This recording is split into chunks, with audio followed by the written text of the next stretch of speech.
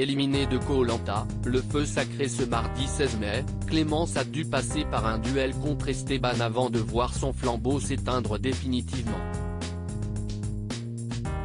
Elle raconte à Télé Loisirs la fin de son aventure. Cette fois-ci, la sentence est définitive. Ce mardi 16 mai, Clémence a été éliminée de Koh-Lanta, le feu sacré au terme de son duel contre Esteban. La semaine dernière, la candidate est tombée sur un panneau l'invitant à poursuivre son aventure au terme de son départ du conseil. Elle y apprenait qu'elle devait battre son adversaire au cours d'une épreuve. Afin que leur chance soit équitable, un puzzle les attendait. Après quelques minutes, Esteban est parvenu à finir le jeu en première position. Clémence a donc quitté l'aventure sans voir son prénom inscrit sur le bulletin de ses camarades. Interrogée par Télé Loisirs, la compétitrice fait le bilan de son aventure. Je n'étais pas concentrée au maximum, avoue Clémence après son élimination de Koh-Lanta, le feu sacré Télé Loisirs. La semaine dernière, vous nous disiez qu'en découvrant le panneau, il allait être compliqué de vous remettre dans le bain. Ça a été le cas, Clémence? Oui, ça a été très compliqué pour moi de me concentrer à nouveau. Quand je suis éliminé, je me dis que si est le jeu, que j'ai mené ma barque. Au bout de quelques minutes, j'essaye de me refaire mon aventure, de chercher les côtés positifs et d'accepter cette élimination. Et surtout, je me dis que je vais pouvoir manger, rire. Quand je tombe sur le panneau, je me dis que je ne vais pas pouvoir manger en fait. Au moment de l'épreuve, je n'étais pas concentré au maximum de mes capacités. Si est vraiment ce qui m'a manqué? Je ne sais pas si ça aurait suffi pour l'emporter, mais je suis déçu de moi sur cette performance parce que je sais que j'aurais pu faire mieux. Vous êtes face à Esteban, qui n'a gagné aucune épreuve alors que vous en avez remporté 2. Vous pensiez que ce serait une tâche facile de l'éliminer? Non, pas du tout, je suis assez consciente que je suis dans le mal. Je ne sais plus trop où je ne suis, tout se chamboule dans ma tête au niveau de mes émotions.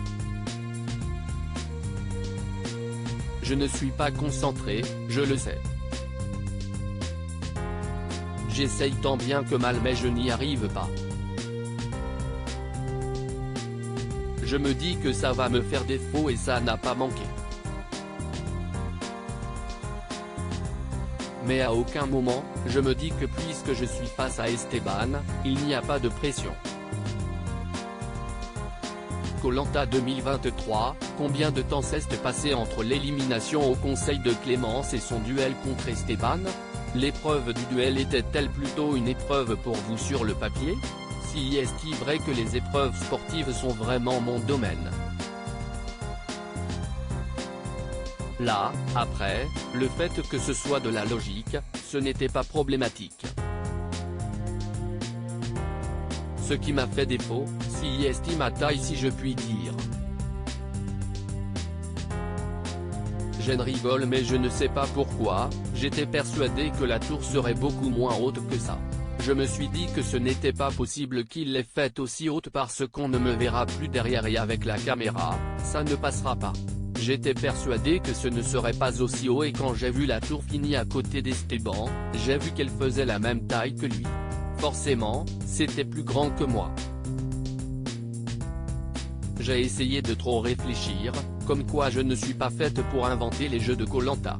Et finalement, ça ne fonctionne pas.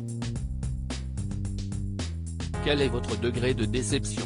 J'étais quand même très déçu parce qu'on y croit quand même, on a une chance sur 2. Si est dur de se dire qu'on avait une chance d'y retourner et de perdre l'épreuve. mentalement, ce n'est pas facile, surtout quand on aime la gagne, qu'on veut montrer ce que l'on vaut.